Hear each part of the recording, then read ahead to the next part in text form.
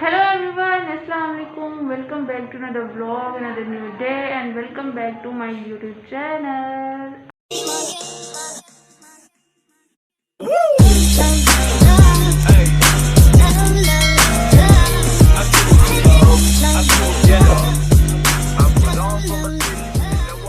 I hope so कि आप सब ठीक होंगे। अल्हम्दुलिल्लाह मैं भी ठीक हूँ। और जो है वो आज का जो ब्लॉग है बहुत ही मज़ेदार सा होने वाला है। तो उससे पहले आप क्या देख रहे हो भाई, जाके चैनल को सब्सक्राइब करो और जल्दी से बेल आइकन को प्रेस कर दो ताकि मेरे हर आने वाले ब्लॉग का जो है वो नोटिफिकेशन आपको जल्द से मिल जाए। और यहाँ पर मेरी इंस्टा की आईडी भी मेंशन है, उसको भी जाकर जल्दी से फॉलो कर लो। और अब हम अपने ब्लॉग को करते हैं स्टार्ट। आप साथ साथ रहिएगा और फिर लेट्स गो। चैनल को लाजमी सब्सक्राइब करना है जब भी आप मेरी वीडियोस देख सकोगे। सो करते हैं हम अपने ब्लॉग का स्टार्ट। So let's go. अच्छा जी, यहाँ पर मैं आ गई हूँ ऊपर और यहाँ पे मैं बनाने लगी हूँ नाश्ता। और सबको मेरी तरफ से जो है वो पहले गुड मॉर्निंग। और यहाँ पे मैंने चाय बनाने के लिए रख दी है। और यहाँ पे मैंने जो है वो साथ में बनाया है ऑमलेट की जो है ना वो मैंने वीडियो नहीं बनाई थी, तो इसकी वीडियो मैं फिर आपके साथ किसी दिन शेयर करूँगी। फिर नाश्ता करने के बाद ये हमारा कंबल जो कि वॉश करना था हमें, तो 2-3 दफ़ा जो है वो हमने बाहर से वॉश करवाया, लेकिन सही वॉश करके नहीं देते, फिर हम लोग जो है वो खुद ही वॉश कर लेते हैं। इसकी भी मैंने पूरी वीडियो नहीं बनाई क्योंकि मैं साथ में जो है वॉश कर रही थी। और यहाँ पे वॉश करने के बाद चारपाई के ऊपर हमने लटका के रख दिया ताकि सारा इसका जो पानी है ना वो निकल जाए।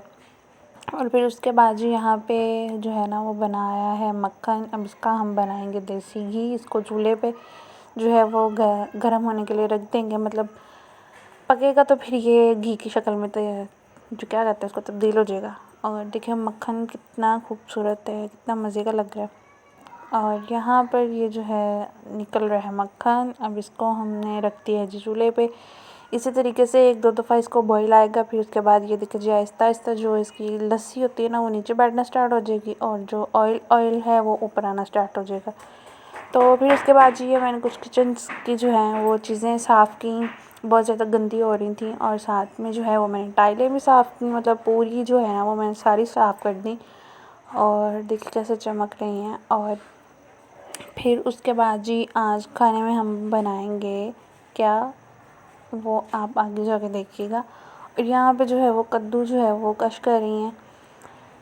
तो यहाँ पे जो है आलू बॉईल हो रहे हैं और जो कद्दू बिलकश किया है उसको जो है वो हमने बॉईल होने के लिए रख दिया है। आज हम बनाएंगे मज़ेदार सा रायता। अब तो गर्मियाँ आ गई हैं तो बहुत जो है ना वो ये चीज़ें इस्तेमाल होती हैं गर्मियों में। तो यहाँ पे बॉईल जो है हो रहा है। अब इसको जो एक बॉईल आ जाएगा, फिर उसके बाद थोड़ी देर इसको 10 से 15 मिनट मतलब बॉईल आने के बाद इसको पकने दें ताकि अच्छे से ये जो गल जाए। और ये जो मटर हैं ये हमने चावलों में ऐड करनी है। ये जो है वो कैटलस बनेगी, फ़िश पोटैटो कैटलस, जो कि मैं पहले भी इसकी रेसिपी शेयर कर चुकी हूँ। और फिर उसके साथ जो बनेगा आज रायता, ठीक है। और ये जो है आलू, उसमें प्याज कट हुआ है और साथ में खीरा और साथ में टमाटर आपको ऊपर रखा हुआ नज़र आ ही रहा है। तो उससे पहले सबसे पहले जो है ना हम आलू जो है वो मैश कर लेंगे, ठीक है। उसको जो है मैश करने के बाद इसमें बाकी आहिस्ता आहिस्ता जो है वो इंग्रेडिएंट्स ऐड करती जाएंगी और आप देखते जाएं।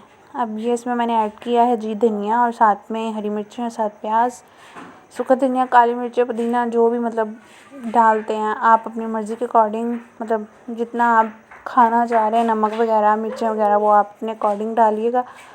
और जो है ये देखिए मैं नमक ऐड कर रही हूँ। और इसके बाद जो है वो रेड चिली आपने थोड़ी सी मैंने तो थोड़ी सी ऐड की है, मतलब तकरीबन 1 टीस्पून के करीब। और फिर उसके बाद चम्मच के साथ कोई मज़ा नहीं था आ रहा इसको मिक्स करने का, फिर मैंने कहा चलो देसी तरीका अपनाया जाए। यहाँ पे जो है ना आलू जो हैं वो इतने लेसले थे, मैं आपको क्या बताऊँ कि मैं तंग आ गई थी टिक्की बनाते बनाते कि मेरे हाथों से क्यों चिपक रहे हैं।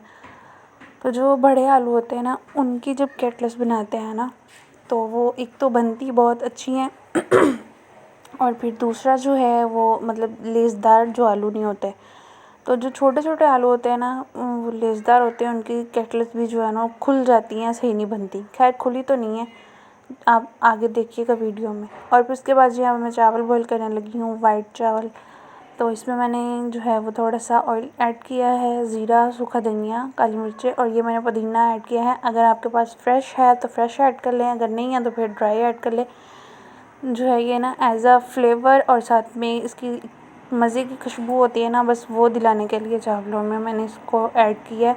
अगर आपके पास लेमन है तो आप वो भी ऐड कर सकते हैं, आपकी मर्ज़ी है। मेरे पास नहीं था तो मैंने इसमें ऐड नहीं किया। फिर मेरे पास ड्राई पुदीना पड़ा हुआ था, वो मैंने ऐड कर दिया। फ्रेश था लेकिन उसकी जो है ना वो मैंने चटनी बना ली। चटनी की भी इंशाल्लाह जो है वो नेक्स्ट टाइम जो है इसकी वीडियो में शूट करूँगी और फिर आपके साथ शेयर करूँगी। और यहाँ पर जो एक गलती की मैंने, यहाँ पर मैंने मटर ऐड करने थे, वो मैंने ऐड करना भूल गई, मैंने चावल ऐड कर दिए।